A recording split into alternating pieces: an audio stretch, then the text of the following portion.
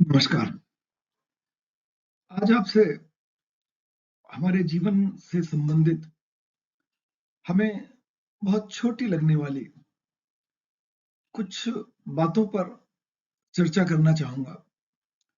ये बातें छोटी लगेंगी, परंतु है महत्वपूर्ण, जीवन के लिए बहुत महत्वपूर्ण। इन पर विचार हमारे जीवन की दशा-दिशा बदल सकता है। मैं इन्हें छोटी बात इसलिए कह रहा हूँ कि आपने इन्हें व्हाट्सएप के माध्यम से या सोशल मीडिया के अन्य माध्यमों पर इनको देखा हो, पढ़ा हो, परंतु मेरे हिसाब से शायद इन पर आपने चिंतन ना किया हो। इसलिए इन छोटी किंतु महत्वपूर्ण बातों पर मैं आपका ध्यान आकर्षित कराना चाहता हूं। थोड़ी सी हम इस पर चर्चा करेंगे और ऐसा मेरा विश्वास है कि यह चर्चा आपके काम आएगी। मेरा आग्रह है कि यदि आप मेरे चैनल पर नए हैं और आपने अभी तक चैनल को सब्सक्राइब नहीं किया है, तो कृपया चैनल को सब्सक्राइब कर दें ताकि आपको प्रेरणादायक और समाजशास्त्र से संबंधित वीडियो की जानकारी समय पर मिलती रहे और आप उसका लाभ ले सकें। पहली बात है, अपनी मंजिल का रास्ता दूसरों से पूछोगे तो भटक जाओगे, क्योंकि आपकी मंजिल की अहमियत जितनी आप जानते हो उतनी कोई और नहीं जानता। देखिए, जीवन में विद्यार्थियों को अपना एक लक्ष्य निर्धारित करना चाहिए और वह लक्ष्य आपके स्वयं के आंकलन के आधार पर होना चाहिए, क्योंकि आप ही अपने पास उपलब्ध संसाधनों को जानते हैं और उन संसाधनों के माध्यम से आप किस प्रकार से कैसे लक्ष्यों को प्राप्त कर सकते हैं, ये आप जानते हैं। कोई दूसरा इस बारे में नहीं जानता। इसलिए है कि मंजिल का रास्ता दूसरों से पूछोगे तो भटक जाओगे, क्योंकि वो अपने हिसाब से आपको मंजिल बताएगा, अपने हिसाब से आपको रास्ता बताएगा और हो सकता है वो मंजिल, वो रास्ता आपकी रुचि के अनुकूल ना हो।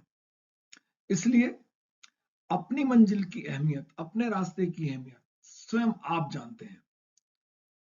जीवन में अपने लिए स्वयं अपनी मंजिल निर्धारित कीजिए, रास्ता निर्धारित कीजिए और यह सब करने में अपने पास उपलब्ध संसाधनों का ध्यान रखिए और सप्रयास अपने मंजिल को प्राप्त कीजिए।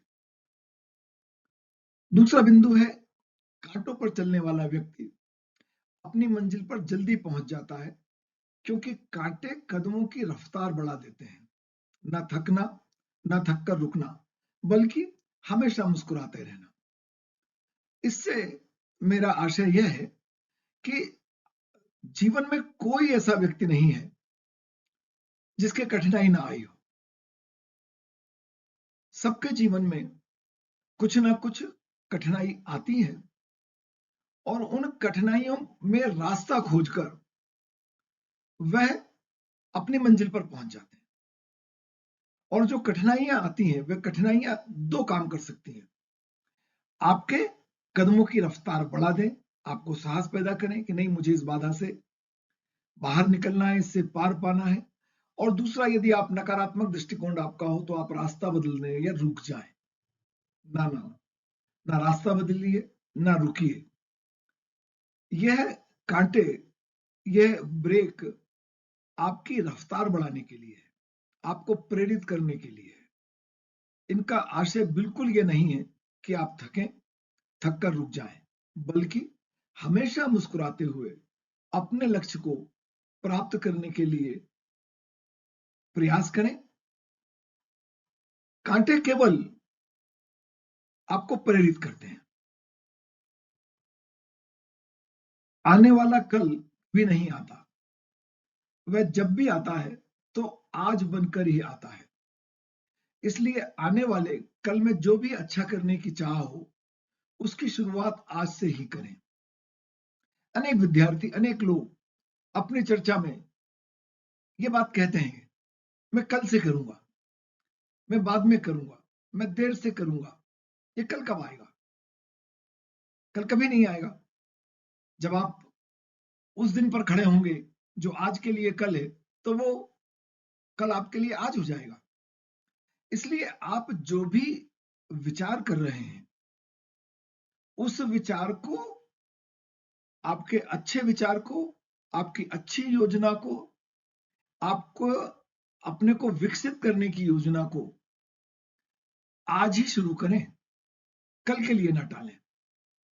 क्योंकि कल पर टालना आपके आलस की निशानी है, आपके अपने आप को जबरदस्ती संतुष्ट करने की निशानी है कि नहीं नहीं, मैं आज नहीं कल कर लूंगा, जबकि वो कल कभी नहीं आता। इसलिए जो भी आप करना चाहते हैं, उसकी शुरुआत आज से करें। अगली बात है, जीवन के युद्ध तो अर्जुन की तरह खुद ही लड़ने और जीतने होते हैं। ईश्वर सारथी से ज्यादा भूमिका अदा नहीं करते हैं, वह सहायक होते हैं, प्रयास स्वयं करना हो। जीवन में अनेक बार हमें ऐसा लगता है कि मुझे प्राप्त नहीं हो रहा है, दूसरा प्राप्त कर रहा है, कम प्रयास के प्राप्त कर रहा है। जबकि मेरा ऐसा मानना है कि यह केवल हमारा भ्रम है।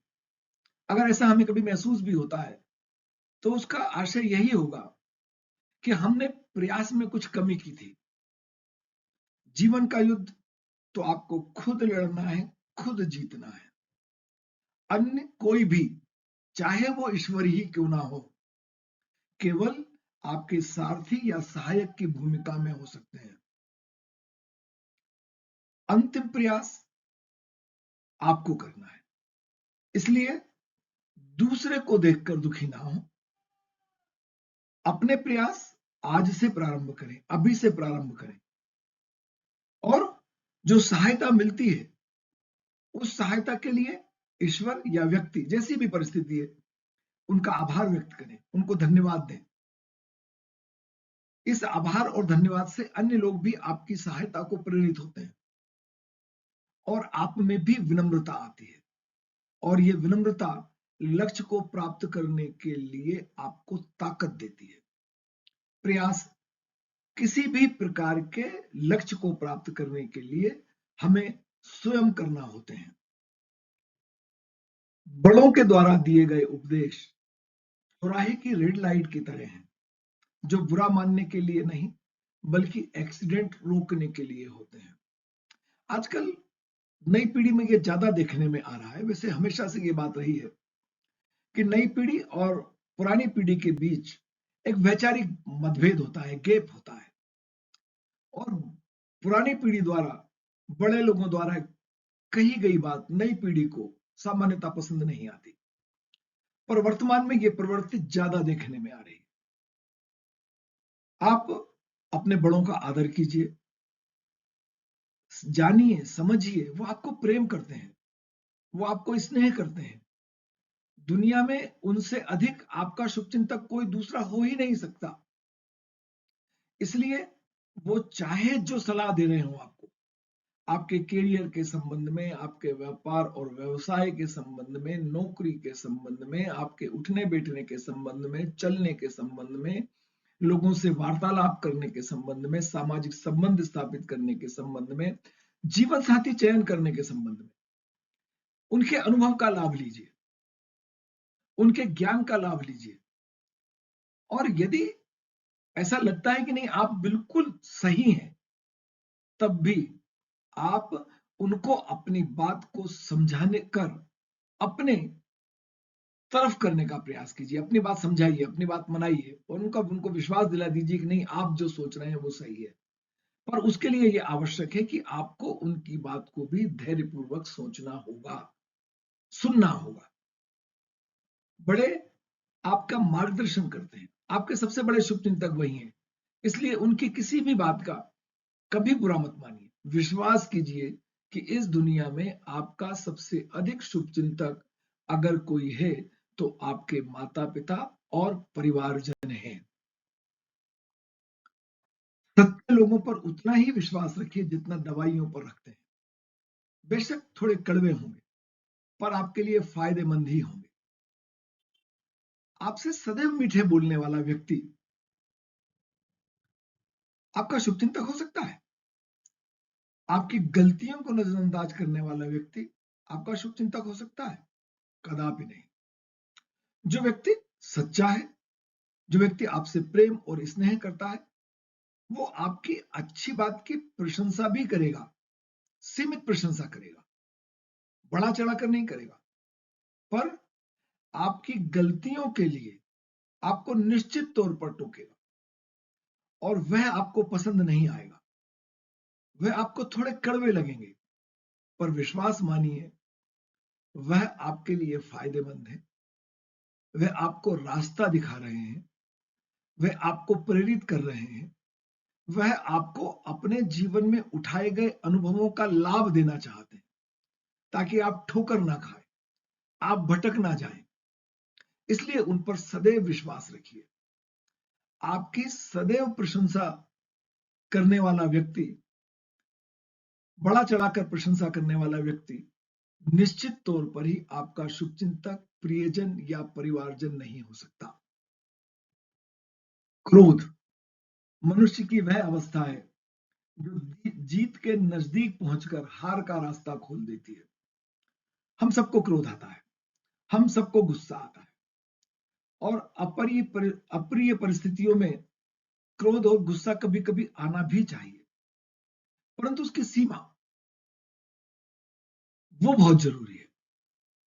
आप अपनी अप्रसन्नता को प्रकट कर दें, बस उस नाराजगी से, उस अप्रसन्नता से, उस क्रोध से आपके मन में किसी भी प्रकार का बदला लेने की प्रवृत्ति विकसित नहीं होना चाहिए। और यदि बदला लेने की प्रवृत्ति विकसित होती है तो फिर क्रोध वह अवस्था बन जाता है जो आपकी सभी अच्छाइयों को बुराइयों में बदल देता है। आप जीत के नजदीक भी अगर हैं, आप सफलता के पास भी अगर हैं, तो वह आपका क्रोध आपको असफलता के द्वार की ओर धकेल देगा। इसलिए सामान्यतः जीवन में बिल्कुल भी क्रोध नहीं करना चाहिए, परंतु यदि क्रोध आता भी है तो क्रोध को अभिव्यक्त कर दें। बदला लेने की प्रवृत्ति कभी भी आपके मन में नहीं आना चाहिए। अंतिम बात है आज की, समय और परिस्थिति पर कभी किसी का वश नहीं रहा है, ये कभी भी बदल सकते हैं। इसलिए जब समय एवं परिस्थिति आपके अनुकूल हो तो कभी किसी का अपमान मत करो, कभी किसी को कम मत आंको। देखिए, बहुत सारा सीधी सरल सादी बात है, सिंपल बात है कि समय और परिस्थितियों पर हमारा वश नहीं होता। हम प्रयास करते हैं और हमें प्रयासों से हमें सफलता मिलती है। कभी कभी ऐसा भी होता है कि समय और परिस्थितियां हमें वह अपेक्षित परिणाम नहीं देती जो हम चाहते हैं, तो उससे निराश होने की आवश्यकता भी नहीं। पर यदि परिस्थितियां हमारे बहुत अनुकूल हैं और हम बहुत सफलता प्राप्त कर रहे हैं, हम बड़े प्रतिष्ठित हैं, हम नए नए कीर्तिमान स्थापित कर रहे हैं, तब भी किसी को अपने से कमतर मत आंकिए, अपने से छोटा मत समझिए, उसका कभी भी अपमान मत कीजिए। दूसरे को ऊपर उठने में, उसकी सफलता में सहायता कीजिए, क्योंकि इस बात को सदैव ध्यान रखिए कि आप जो ऊपर उठे हैं, आपने जो सफलता प्राप्त की है, उस सफलता के लिए केवल आपने प्रयास नहीं किया था, प्रयास तो आपने किया था, पर आपकी सहायता आपके प्रियजन, आपके परिवारजन, आपके मित्र, आपका समाज और राष्ट्र, सबने आपको सहायता की थी। इसलिए सदैव इस सहायता के बदले समाज को कुछ देने का भाव अपने मन में रखिए। सफलता बांटने को प्रेरित करती है, बांटिए।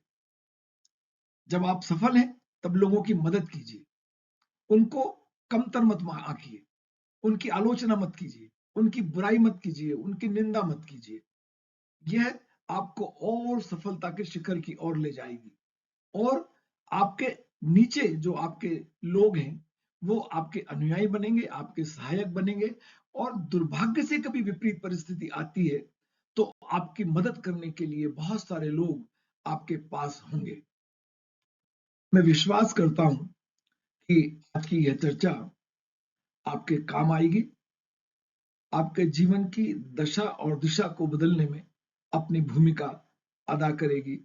मैं पुनः आग्रह करता हूं कि आप वीडियो पर अपनी प्रतिक्रिया जरूर दीजिए।